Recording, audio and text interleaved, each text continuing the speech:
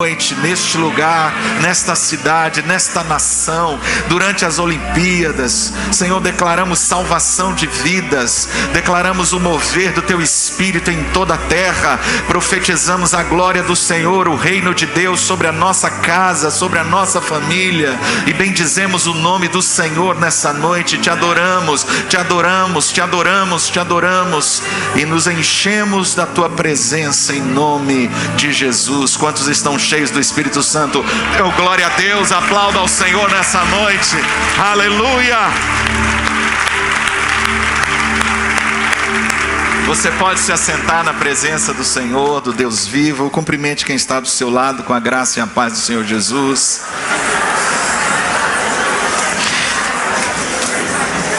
Eu gostaria de convidar você a abrir o Evangelho de João no capítulo 10.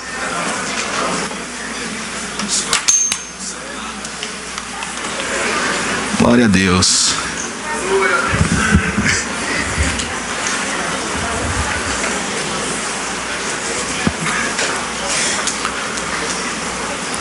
Evangelho de João, capítulo 10.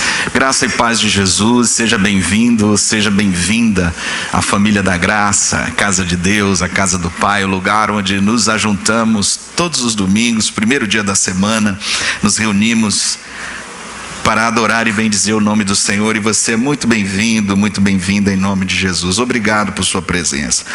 O Evangelho de João, capítulo 10, nós estamos encerrando hoje uma série de ministrações intitulada A Vida Abundante no Reino de Deus. Deus tem nos falado muito nesses dias sobre abundância, sobre o conceito de abundância, sobre o verdadeiro sentido de abundância, o que significa abundância no reino de Deus. E o texto que nós vamos ler é um texto muito especial, é um texto onde Jesus se apresenta de forma simbólica e ele usa duas figuras poderosas. Uma é a figura da porta, a outra é a figura do pastor, e ele se revela como sendo as duas coisas ao mesmo tempo: a própria porta de entrada no reino de Deus e o pastor das ovelhas. João capítulo 10. Se você está com a sua Bíblia, abra o seu tablet, o seu smartphone, compartilhe com quem está do seu lado. Se a pessoa que está do seu lado está sem a Bíblia, por gentileza, vamos ler juntos o Evangelho de João no capítulo 10. Na verdade vos digo que aquele que não entra pela porta no curral das ovelhas, mas sobe por outra parte, é ladrão e salteador. Aquele, porém, que entra pela porta é o pastor das ovelhas. A este o porteiro abre, e as ovelhas ouvem a sua voz, e chama pelo nome as suas ovelhas e as traz para fora.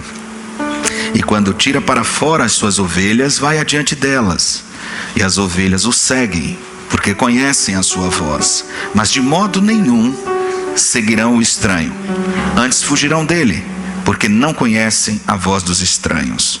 Jesus disse-lhes esta parábola, mas eles não entenderam o que era que lhes dizia. Tornou, pois, Jesus a dizer-lhes: em verdade vos digo que eu sou a porta das ovelhas. Todos quantos vieram antes de mim são ladrões e salteadores, mas as ovelhas não os ouviram. Eu sou a porta. Se alguém entrar por mim, salvar-se-á, e entrará e sairá, e achará pastagens. O ladrão não vem senão para roubar, matar e destruir. Eu vim para que tenham vida e a tenham com abundância. Santo Deus e Pai, bendito mais uma vez seja o Teu santo nome. Agradecemos-Te, ó Deus amado, por esta palavra perfeita, indefectível, viva e poderosa, eficaz em todos os sentidos. Esta palavra que opera em nós tão poderosamente. Oramos para que ela tenha preeminência entre nós nessa noite, que o Senhor edifique, fortaleça, robusteça, corrobore o nosso homem interior. Nós aguardamos a manifestação do Teu reino com poder e glória, e a nossa expectativa é que durante o processo de aperfeiçoamento e de santificação que estamos todos passando, possamos cada dia mais parecer contigo. Este é o propósito eterno do Senhor para nós. Nós nessa noite pedimos que um pouquinho mais da Tua glória resplandeça em nossas vidas. para a tua própria honra e para a tua própria glória. Nós te pedimos e agradecemos em nome de Jesus. Amém. Amém. Nós vamos passar alguns slides e eu vou seguir com você no fechamento dessa ministração, talvez revisando alguns conceitos importantes. Por exemplo, o que faz com que algumas pessoas tenham tanta dificuldade de compreender a abundância? Tenham tanta dificuldade de aceitar o conceito de prosperidade, de riqueza, de opulência? Por que algumas pessoas resistem tanto a uma ideia ou a um conceito que tem a ver com a sua própria bênção, com o seu próprio crescimento? Talvez, em primeiro lugar, nós assinalamos isso durante essa série de mensagens, e eu gostaria de destacar esse ponto como primeiro, porque foi um entendimento que o Senhor nos deu muito interessante. Pessoas que têm mentalidade de escassez e pessoas que conhecem e têm mentalidade de abundância. Pessoas que têm mentalidade de escassez ou sofrem de mentalidade de escassez são pessoas que viveram na sua infância, no seu contexto de vida familiar, na sua formação histórica, um contexto, não é? Um contexto de escassez. Então fica muito difícil para você entender riqueza, abundância, se você viveu uma situação familiar difícil, sempre de aperto, seus pais devendo, a comida em casa sendo racionada, situações assim de pobreza ou de contexto social, vamos pensar assim na classe social. Você nasceu numa família pobre, não é nem de classe média, pobre, e de repente para você fica difícil compreender abundância, entender fartura, entender riqueza como um direito seu.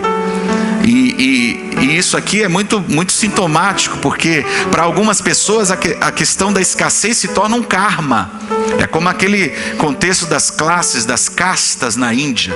Tem gente que acha que nasceu numa classe social e tem que morrer nela, está condenado. Essa é a vontade de Deus, tem que ser assim, o que é que eu vou fazer? Tornam-se vítimas desse entendimento. Outras não.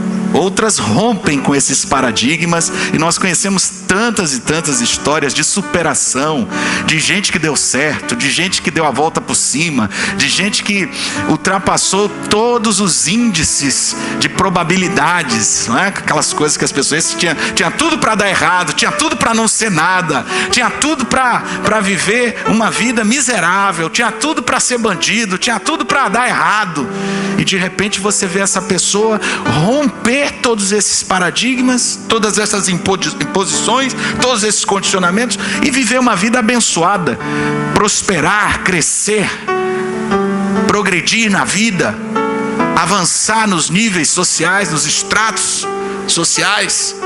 Então esse é um ponto importante para você guardar. Qual é a mentalidade que você tem? Qual a mentalidade que domina a sua forma de raciocínio, a sua maneira de enxergar a riqueza? Segundo, exageros e escândalos da teologia, da chamada teologia da prosperidade. Por isso está entre aspas aí, porque Deus trouxe uma revelação para a igreja com respeito a muitas verdades que estavam encobertas na sua palavra, e uma delas é a prosperidade. Durante muito tempo a igreja esteve presa a um conceito errado de prosperidade. Mas por outro lado, da mesma forma como a verdade é restaurada, existem os exageros e existem os escândalos. Como em tudo na vida humana, não podemos condenar a igreja por isso, por causa de alguns pastores, líderes inescrupulosos, pessoas que agiram de má fé e agem, pessoas que têm falado sempre com um enfoque, uma ênfase exagerada, com objetivos mesquinhos, escusos. Não podemos usar isso como desculpa para nos fecharmos para a verdade de Deus. Um erro não invalida a verdade. O fato de existirem pessoas erradas com respeito à visão de prosperidade, a gente reconhece isso, está claro, está notório. A gente não pode se fechar para o que é bíblico, para o que está na palavra, para o que é real, para o que é vontade e propósito de Deus para as nossas vidas, de nos abençoar. Vamos lá? Terceiro, o conceito medieval de humildade e pobreza ainda está muito forte na cabeça das pessoas. que ser santo, que ser espiritual, que agradar a Deus significa abrir mão de tudo, fazer voto de pobreza, fazer voto de humildade, inclusive de castidade. Aí já tem gente que não vai por esse caminho, né? No que diz respeito à chamada teologia da miséria, na sua cabeça ainda existem muitos tabus e preconceitos com respeito ao que significa riqueza e prosperidade, porque na sua cabeça existe um paradigma de que para ser santo e agradar a Deus tem que ser pobre, tem que ser humilde, entre aspas, como se humildade e pobreza fossem a mesma coisa. Você pode ser rico e ser humilde, e deve, mas humildade e pobreza não significam a mesma coisa, necessariamente não caminham juntas. Tem muita gente pobre de marredeci e que não tem nada de humilde. Então essa teologia da miséria também permanece aí no pano de fundo de muitas pessoas que estão na igreja cristã evangélica, mas que tem um berço católico, romano, e que trazem essa herança medieval, esse conceito de que para agradar a Deus e para ser espiritual, eu não posso me envolver com nada que tenha a ver com riqueza, com dinheiro, com prosperidade. Eu tenho que ser bem pobre, porque é assim que Deus gosta. Quarto, ideologia comunista e revolução. Alguns têm uma formação, eu não estou aqui para discutir ideologia, não é o propósito da igreja, mas alguns, até por conta da faculdade, da universidade e da tendência que existe declaradamente nas universidades no Brasil de formar uma ideologia comunista, algumas pessoas vêm para a igreja com esses conceitos marxistas, com esses conceitos socialistas, com esses conceitos que no fundo culminam em revolução. A ideia é que a pobreza e a riqueza só se resolve com luta de classe, só se resolve com revolução armada. A gente tem que tomar o que é do rico e ficar pra gente, que a solução é essa. Isso não tem nada a ver com a mensagem do evangelho. Você não vai ver em nenhum momento Jesus, ou os apóstolos, ou a igreja primitiva, embora ela fosse extremamente comunitária, a sua mensagem não é comunista no sentido de uma ideologia de classes, de uma luta de classe, de uma revolução armada. Não existe proposta no cristianismo para que isso aconteça dessa forma. Em quinto lugar, a chamada zona de conforto e a falta de propósito na vida. Pessoas que vivem, na verdade, acomodadas, não gostam dessa mensagem de prosperidade, porque ela é uma mensagem inquietante, uma mensagem desafiadora, uma mensagem que questiona o seu status quo, uma mensagem que lhe coloca em xeque-mate com respeito ao que você está fazendo hoje, em termos da sua vida profissional, financeira, o resultado que você está colhendo, o seu sucesso nessa área. Nós estamos falando de outras áreas, mas nessa área especificamente, algumas pessoas estão acomodadas, estão satisfeitas com o salário que recebem, estão satisfeitos que passaram num concurso, estão satisfeitos que conseguiram algum emprego, se acomodam na zona de conforto, permanecem na zona de conforto. Algumas pessoas não têm propósito de crescimento, não têm propósito de melhorar de vida, permanecem bastante acomodadas. E a gente conversa, obviamente, com algumas esposas que estão extremamente frustradas com seus maridos, porque são maridos que não têm nenhum posicionamento, nenhum tipo de atitude com relação a essa área da vida, trazendo bastante sofrimento para a família. E alguns jovens que também assumem esse tipo de postura, infelizmente, como eu disse, as pessoas não são iguais e nós vemos pessoas agindo de forma diferente, e todas essas razões estão aí no pano de fundo de porque muitas e muitas pessoas, mesmo na igreja, mesmo lendo a Bíblia, fazem um tipo de seleção daquilo que acreditam e excluem deliberadamente o conceito de prosperidade no que diz respeito à sua vida pessoal e familiar. Vida abundante é obviamente muito mais do que tudo isso, do que dinheiro, do que bens materiais, mas você não pode excluir essa área da sua vida, e nós vamos ver por que agora. João, no capítulo 10, esse texto maravilhoso de Jesus, eu queria só chamar a sua atenção para o que Jesus diz no versículo 9. Ele diz: eu sou a porta, se alguém entrar por mim, será salvo. Ou seja, quem recebe Jesus é salvo, entrará e sairá, liberdade, e achará pastagem. Opa, aqui ele já está falando de abundância. Logo em seguida ele vai falar: o ladrão não vem senão para roubar, matar e destruir. Esse é o objetivo do inimigo. O inimigo sempre quer tirar, mas Jesus disse: eu vim para que tenham vida e a tenham em abundância. Vamos aplaudir o nosso Senhor Jesus por essa palavra tremenda. Agora vamos lá. O que seria a vida abundante no corpo?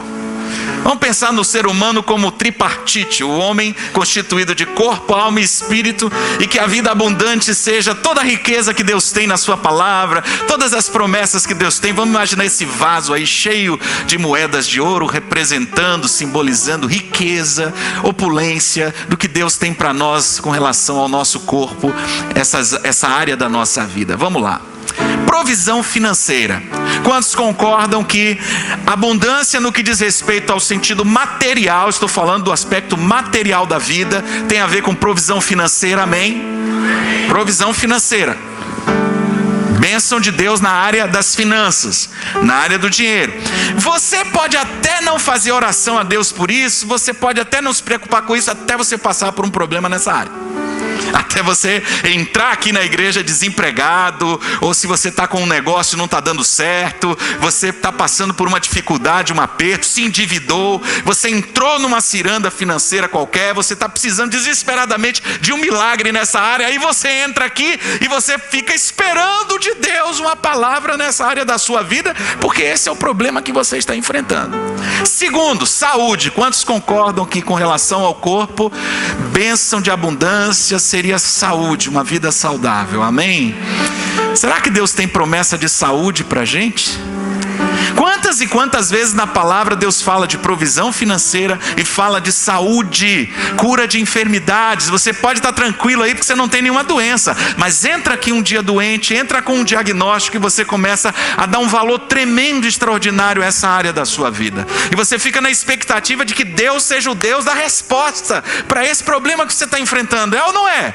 Quantas e quantas pessoas procuraram o Senhor Jesus e foram curadas de enfermidades, foram libertas de opressão maligna, porque Ele, embora tenha vindo para salvar o que se havia perdido, Ele deu muita importância à saúde das pessoas e curou a todos que estavam enfermos e que o buscavam, precisando de cura no corpo físico. Jesus é o Deus que sara toda a enfermidade, é o Deus que cura toda a enfermidade. Ele aparece nos evangelhos não só como um pregador de vida eterna, Ele aparece nos evangelhos não só como alguém que está falando do reino de Deus e da cruz. Ele não aparece só nos evangelhos como alguém que está pregando apenas a renúncia do eu. Ele aparece no evangelho como alguém que se importa com a enfermidade, com a doença das multidões e cura a todos indistintamente. Inclusive ele nem pede, nem faz exigências para ser curado uma pessoa. Ele não diz: só vou te curar se você se tornar meu discípulo. Não, ele vai curando, ele vai demonstrando o amor de Deus e curando.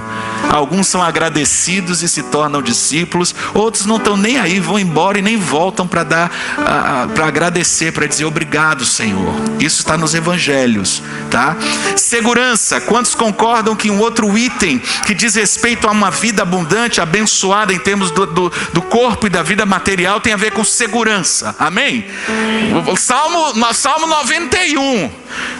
Me fala aí promessas de segurança. O que você lê quando você vai viajar? O que você lê quando você sai de casa? O que você lê quando você está voltando sozinho para casa? Você está no ônibus. O que você lê? Salmo 121, o Senhor é quem te guarda, guardará a tua saída e a tua chegada. Você diz: meu Deus, guarda a minha vida, acampará anjos ao meu redor. É ou não é? Ficar sozinho em casa é uma maravilha, até você ouvir o primeiro barulho.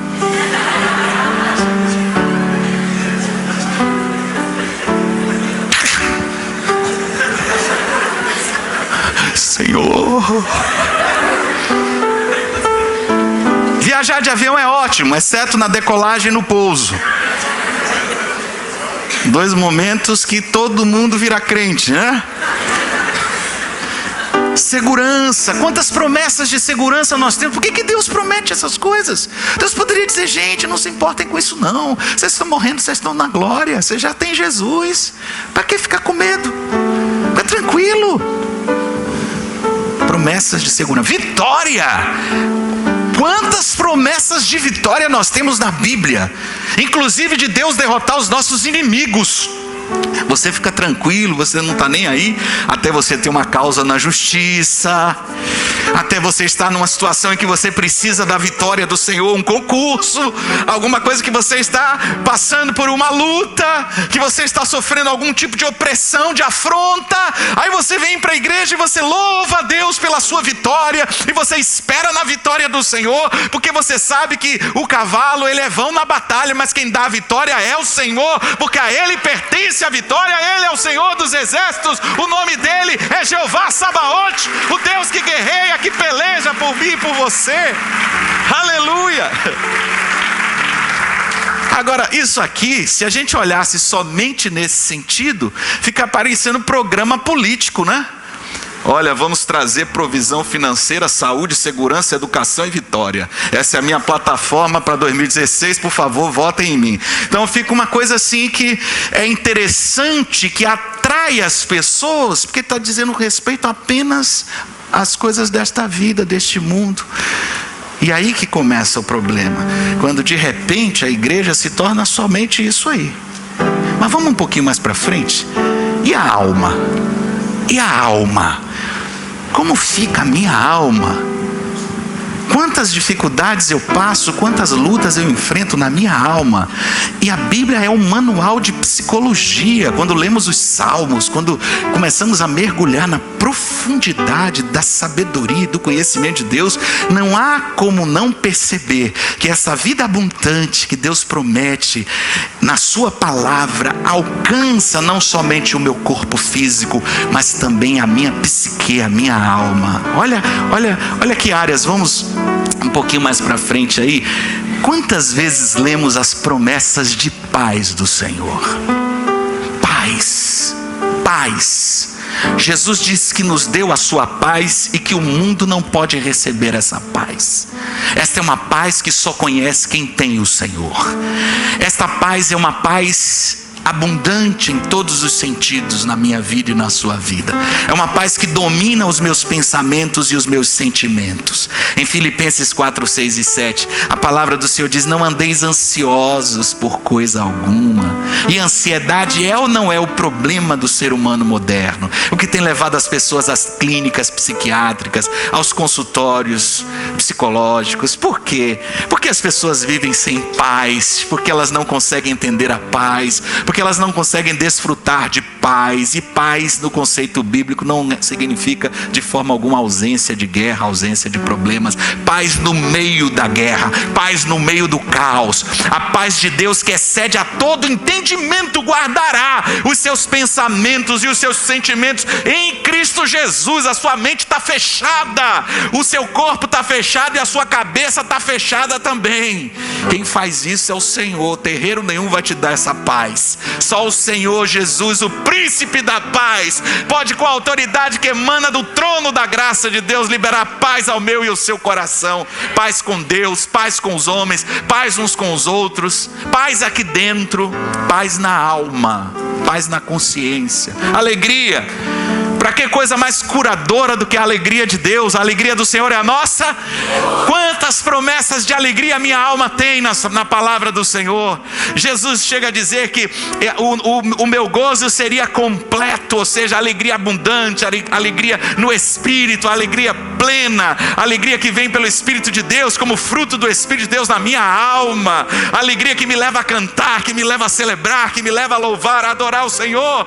Por isso que as pessoas não conseguem entender o que você está vivendo. Parece uma contradição. Você está passando por uma luta tão grande e ao mesmo tempo você levanta suas mãos e está louvando e adorando. O que é isso? É porque a alegria do Senhor, ela não tem explicação, ela ultrapassa a compreensão humana. É ou não é? E ela é uma coisa tremenda que consola. Olha o consolo de Deus. Consolo tem a ver com feridas. Quantas almas feridas, quantas pessoas traumatizadas, quantas pessoas que entram na igreja com feridas profundas na alma. vêm marcadas, vêm maltratadas, vêm roubadas da sua inocência, vêm espoliadas, vêm decepcionadas, vêm rejeitadas, vêm arrebentadas, e o Senhor vai curando as nossas feridas com o poderoso consolo do Espírito Santo. Ele restaura a tua alma. Deus não quer ninguém doente da alma na sua casa. Deus não quer que nenhum dos seus filhos permaneça com enfermidade na alma. Ele é o Deus que sara a alma. Bendize, ó minha alma, ao Senhor. É Ele quem sara todas as tuas enfermidades. Você pode glorificar o nome do Senhor nessa noite, porque Ele é o Deus que tem promessas para a sua alma. Aleluia! Vida abundante, pessoas com a alma curada, pessoas com a alma lavada, pessoas com a alma sem complexo, sem bloqueio, sem trauma, sem impedimento algum, pessoas livres para crescer, livres para amar, livres para perdoar, livres para dar e receber, pessoas muito abençoadas, muito bem resolvidas da alma, pessoas sóbrias, que não são de mais nem de menos, pessoas que têm equilíbrio, têm moderação do Espírito de Deus na alma. Isso é bênção, isso é vida abundante. Vamos lá, terceiro. E o Espírito? Pensa nesse vaso agora cheio de promessas e de bênçãos que são riqueza, tesouro, guardado na palavra de Deus com respeito ao meu espírito. E existem muitas coisas que a gente poderia falar aqui sobre isso. Na verdade, eu separei algumas áreas, né? Vamos lá. Misericórdia. Pedro diz na sua primeira carta, capítulo 1, versículo 3: bendito seja o Deus e Pai de nosso Senhor Jesus Cristo, que segundo a sua abundante misericórdia, em algumas versões diz grande misericórdia, mas o sentido é de abundância, nos regenerou para uma viva esperança pela ressurreição de Jesus Cristo dentre os mortos. Você sabia que Deus tem promessa de abundância, de misericórdia para você? Todo dia de manhã Ele renova o estoque de misericórdia sobre a sua vida. Isso é bênção espiritual, bênção de aliança, bênção que só tem aqueles que estão na sala do trono de Deus, que são filhos amados do Senhor. Olha aí, bênção de amor. Olha que texto de Efésios 3. Deixa eu ler para você do versículo 17 em diante. Que Cristo habite pela fé nos vossos corações, a fim de que, estando arraigados e fundados em amor, possais compreender com todos os santos qual seja a largura e o comprimento e a altura e a profundidade, e conhecer o amor de Cristo que excede todo entendimento, para que sejais cheios de toda a plenitude de Deus. Ora, aquele que é poderoso para fazer tudo muito mais abundantemente além daquilo que pedimos ou pensamos, segundo o poder que em nós opera, a esse seja a glória na igreja por Cristo Jesus, por todas as gerações e para todo sempre. Amém. Meu irmão, eu no seu lugar estaria aplaudindo e dando glória a Deus por esse amor indizível, esse amor extraordinário, esse amor extremamente rico, extremamente abundante. Não há termos para qualificar sem se tornar hiperbólico, redundante. Graça, para que coisa mais abundante na Bíblia, na vida dos santos, do que a graça de Deus. Romanos 5,17: porque se pela ofensa de um só a morte veio a reinar por esse, muito mais os que recebem a abundância da graça e o dom da justiça reinarão em vida por um só Jesus Cristo. Deus derrama abundante graça na minha e na sua vida, para que a gente possa reinar. Isso é ou não é vida abundante? Esperança. Romanos 15,13: ora, o Deus de esperança vos encha de todo gozo e paz na vossa fé, para que abundeis na esperança pelo poder do Espírito Santo. Isso é vida abundante. Isso é vida abundante. Agora vamos pensar aqui nesse conceito agora aqui, ó. Olha para esses vasos. 1, 2 e 3. Vamos dizer juntos? 1, 2 e 3. Por que a gente colocou o 3 em cima? Porque ele é certamente a prioridade.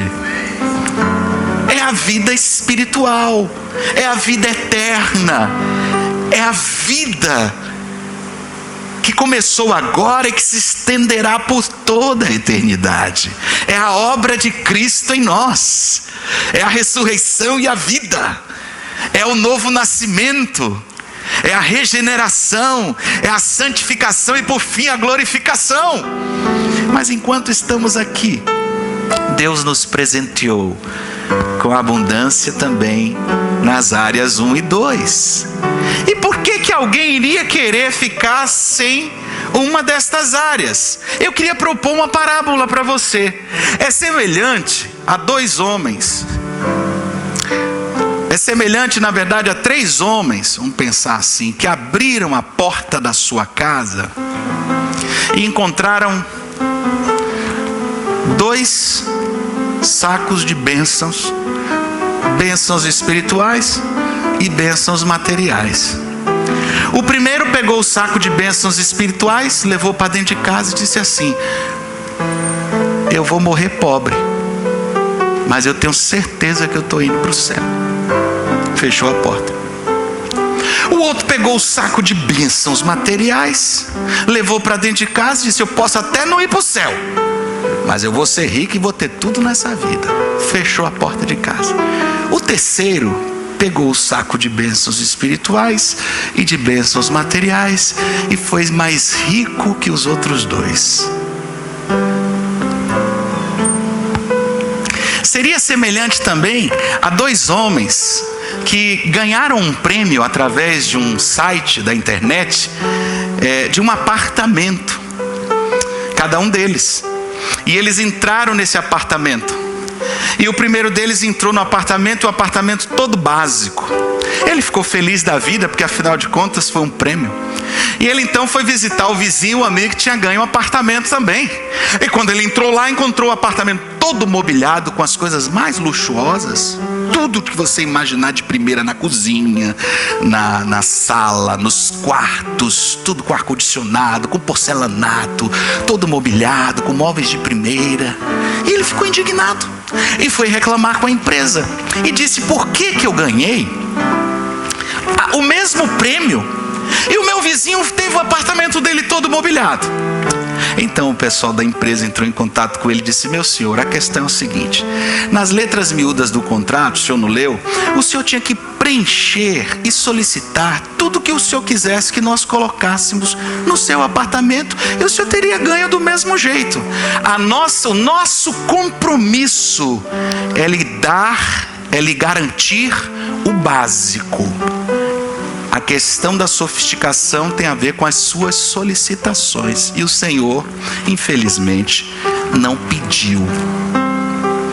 Eu não sei se você está compreendendo, porque assim, Khalil Gibran, um dos maiores poetas do mundo árabe, disse que Jesus certamente foi o homem mais sábio, mais inteligente, o mestre das parábolas, que conseguia transformar verdades espirituais em histórias do cotidiano das pessoas.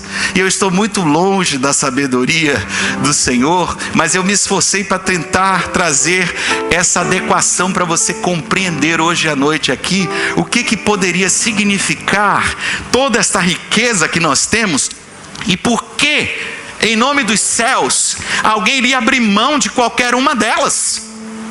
A troco de quê? Vamos um pouquinho mais. A pergunta que a gente pode se fazer ao final de tudo é isso: com que propósito? Nós até podemos entender riqueza espiritual, porque de forma alguma ninguém se sente constrangido quando a gente fala de bênçãos espirituais. Mas quando a gente fala de riqueza financeira, de saúde, de prosperidade, de uma vida abundante no corpo físico, no mundo material, quando a gente fala de uma alma curada, restaurada, de uma vida abençoada na alma, para que tudo isso? Por que tanta abundância? Por que tanta riqueza? Qual o objetivo de sermos tão abençoados?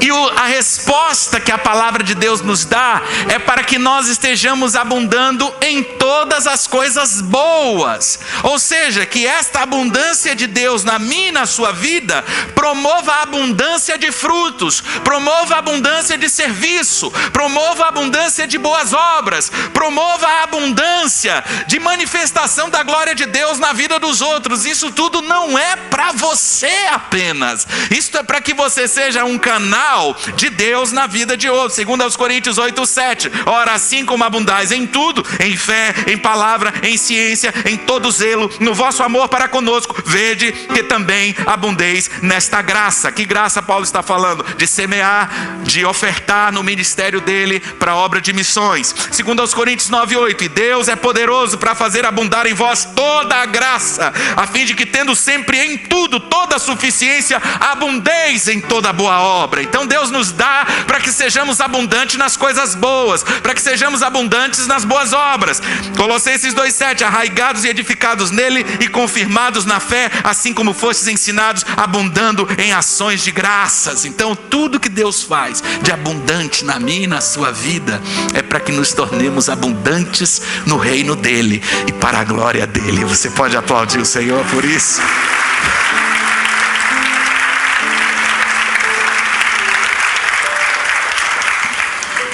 Eu queria... Esses aplausos estão bons aí para o pessoal das Olimpíadas, né? Agora sim, para Jesus, eu acho que o grande campeão de todas as eras, você podia dar um aplauso um pouco mais cheio de vigor, de emoção, coisa maior, né? Mais glória, mais abundante, mais rico, mais vivo, mais cheio de energia, mais caloroso, mais cheio de amor, de gratidão. Obrigado, Senhor.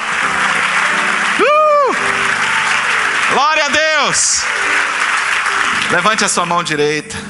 Senhor, a minha oração é que esse povo seja um povo rico, que não tenha nenhum tipo de bloqueio ou de receio, nenhum impedimento, nada que possa paralisar ou prender em todas as áreas o crescimento, a prosperidade, a opulência, a riqueza de bênçãos do Senhor na vida da tua igreja, para que este povo também seja um povo abundante em tudo que faz para a tua glória, um povo que prospera no reino para a glória do Senhor, para que o nome do Senhor seja engrandecido através do nosso testemunho.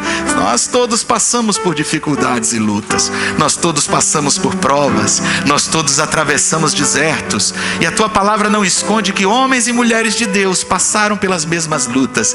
Mas que glória há, Senhor, em estarmos vivendo todas estas coisas e não compreendermos que mesmo no meio de toda guerra, de toda privação e provação, nós temos o maior tesouro, que é o Senhor. Portanto, eu declaro sobre a tua vida agora a plenitude do Espírito de Deus, porque esse é o maior propósito do Senhor em termos de abundância, te encher do Espírito Santo. Diga: eu recebo em nome de Jesus, e dê mais um aplauso cheio do Espírito de Deus ao Senhor. Aleluia!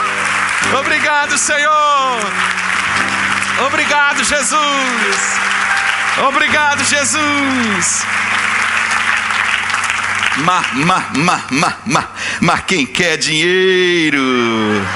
Quem quer dinheiro? Depois de tudo que você ouviu e do que Jesus falou, nós vamos fazer um teste, um pequeno teste com 4 irmãos que se voluntariarão para responder perguntas valendo, primeira pergunta valendo R$20.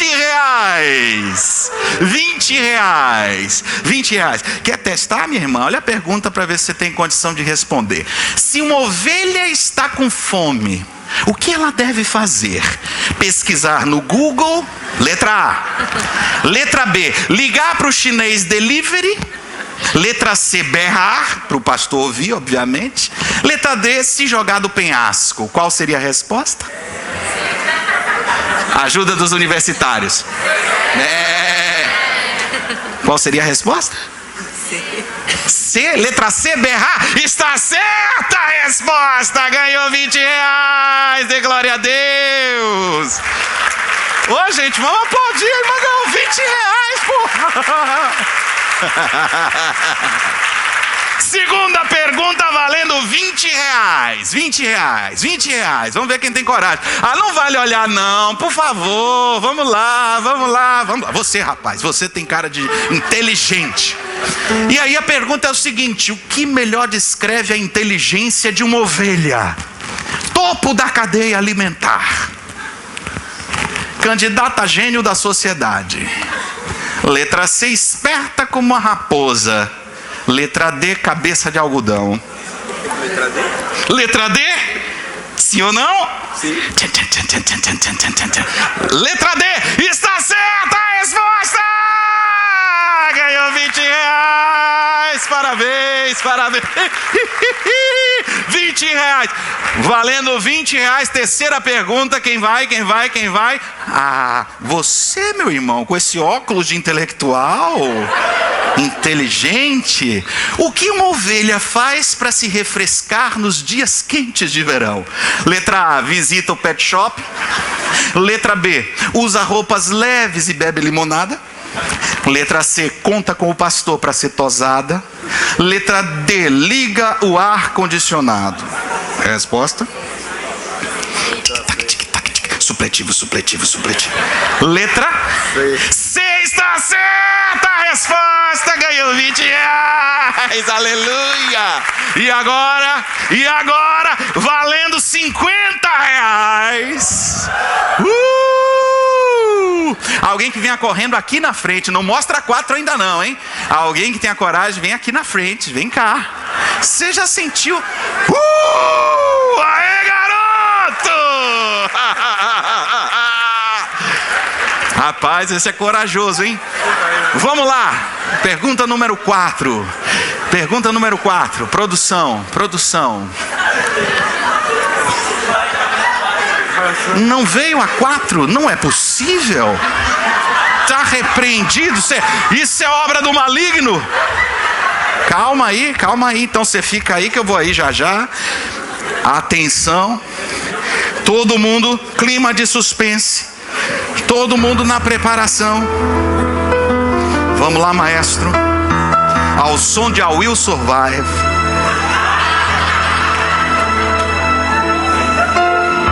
At first I was afraid, I was petrified. Isso.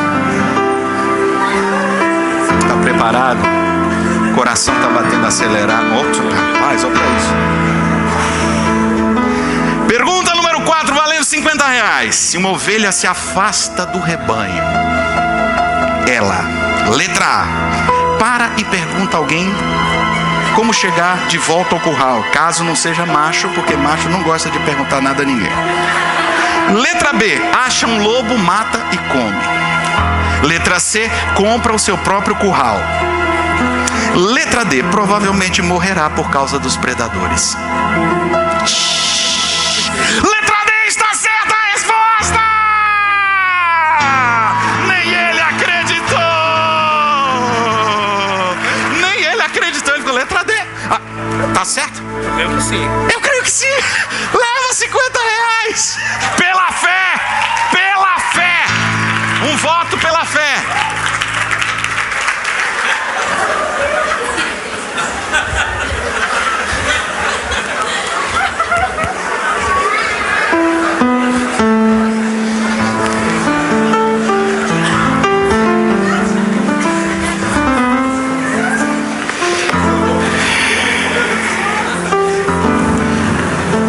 Pastor tem que fazer para sobreviver nesses dias de tanta concorrência.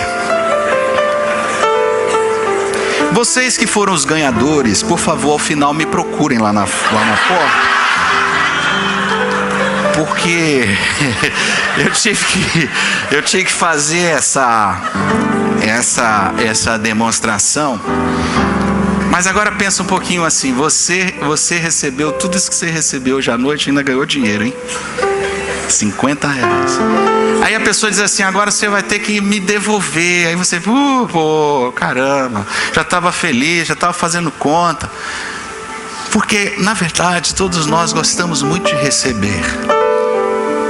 E é por isso que faz tanto sucesso o programa assim, né?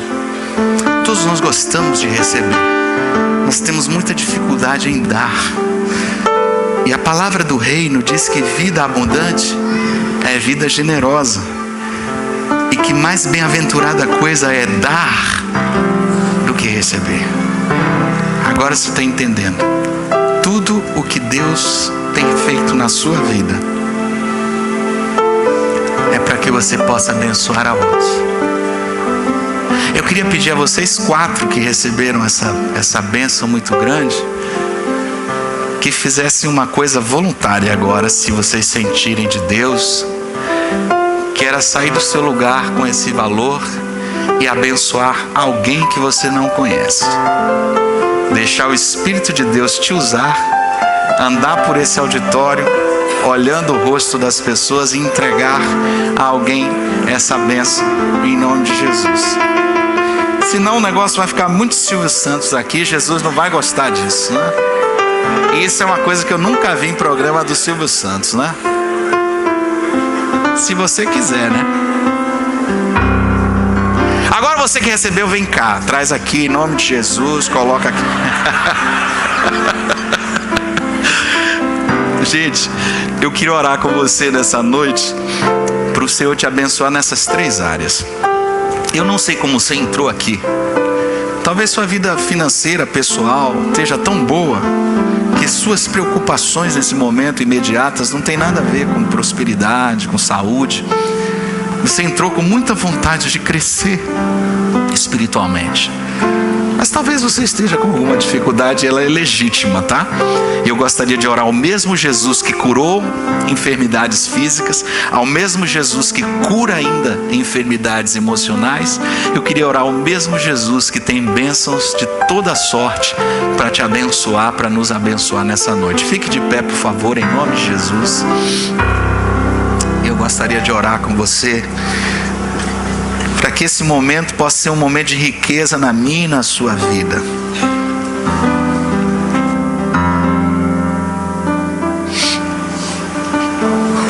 E eu queria fazer um desafio para você que entrou aqui hoje à noite, talvez esteja até perplexo com o que você viu e ouviu. Eu queria fazer um desafio para você nessa noite. O que é mais importante para você?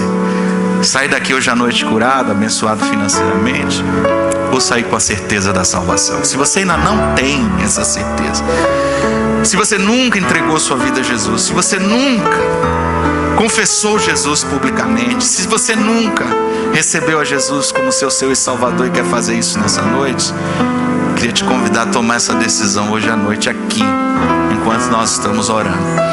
Se você está aqui, você se afastou dos caminhos do Senhor e por alguma razão você se desviou, você está como essa ovelha desgarrada numa situação de perigo, Jesus falou algo tão bonito. Ele disse que Ele é a porta, Ele é o pastor, e que as verdadeiras ovelhas do Senhor não seguem estranhos, mas ouvem a voz do Senhor e o seguem. E eu tenho certeza que, como ovelha de Jesus, você não estava feliz de estar lá fora, de estar perdida, e você está hoje à noite aqui com o propósito de se reconciliar com o Senhor e voltar para os braços do Pai. Eu quero te convidar a tomar essa decisão hoje à noite, aqui agora, fazer a sua reconciliação com o Senhor e com a igreja de Jesus. Se você está aqui nessa noite, você está passando por algum tipo de dificuldade tão séria, tão severa, tão tremenda, que tem te atormentado, tem te perturbado, tem roubado a tua paz, tem te colocado numa situação de escassez, de privação. Se você está num momento de dor, num momento de angústia, se você entrou aqui desesperado, se você entrou aqui de alguma forma preocupado com o que vai acontecer amanhã, esse mês, este ano, na sua vida, em qualquer área, em qualquer nível da sua vida, eu queria te convidar nessa noite a entregar toda a tua preocupação e ansiedade nas mãos do Senhor. Eu gostaria de orar com você nessa noite pela coisa mais valiosa que qualquer ser humano pode ter, que é a intimidade com Deus. Põe a sua mão no seu coração nesse momento. Perto quero estar,